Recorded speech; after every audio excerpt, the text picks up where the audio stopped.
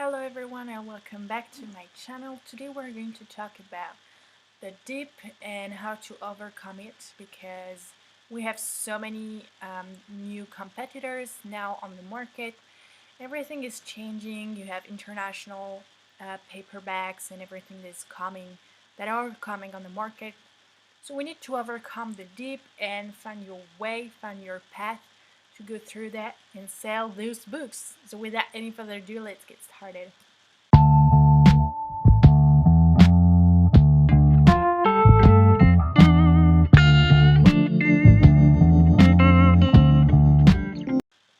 Well, first of all, I'm really sick. My throat is hurting me literally. So I'm sorry about that. First of all, I wanted to talk about how to overcome the dip. Well, we need to think like we are entrepreneurs, we are CEOs of big companies, and this is the way I see things. Like, we have to think that way and not in a like we need to think professionally, not personally or something like really simple. Such first of all, at the beginning, first we need to analyze the product. What are my problems? What are my possibilities? You grab a nice coffee and you just let's go. You answer these questions and you go through that. You try to see where your problems are and try to find an answer. It's like math. This is the way I work, but there are probably many other solutions for to go through the dip, of course.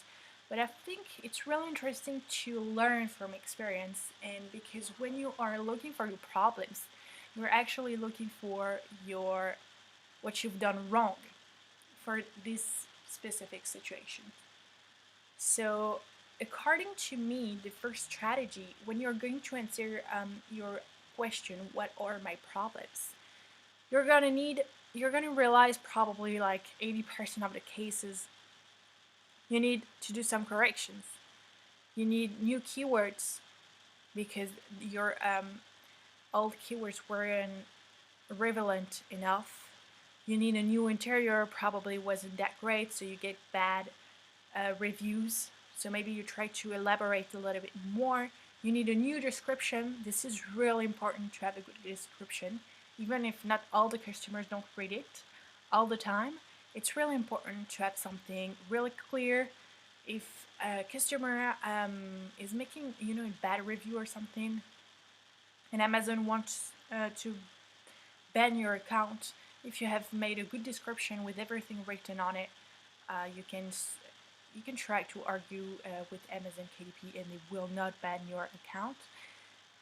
So when you have the new keywords, the new interior, and new description, the algorithm is going to put out your book again a little bit on the top of the page, which is really interesting because you're going to see if it sells, it means that something here and those things weren't good. Otherwise, if it doesn't sell, you need to change your strategy. Probably just try to put some ads on it. Try for a few months, like 2 or 3 months. Add categories. I've made a video about it. You can have 8 categories for your book, plus the 2 you have already put in there, if I remember well. And try to also publish some more books, the same book, the same interior, but with another aesthetics. Like something that follows the trend and something that doesn't. And see what happens. You're probably going to have a lot of experience that you're going to gain with working in this niche and try to find what's going on. And for the expert, well, try to create an Instagram for your brand, try to have your author page, all that jazz. Check what your concurrents do, which is really important because they probably have author page and you can see if they sell other products, if they're having ads on it. It means that if there is a lot of ads for the same products that you've done, it means that the niche is competitive. It means that it sells, and well, it's a really it's an interesting niche. Check their ISBN with their ranking seller and everything, because if no one sales, sorry, it means that, yeah, probably the niche is not that interesting. Well, you should have done that before, but sometimes the niche starts to be real interesting and then it stops. But if you check your concurrents, you can see that sometimes it stops and then it sells again. It depends on the period of the year. And try to also, this is something I'm working on, but try to to see and publish video about your products on TikTok, because you can get a lot of views, but do it wisely. Do not try to sell your book, like please buy my book, but try to show how you work, try to show your life entrepreneurs, try to show what you do. This is real interesting.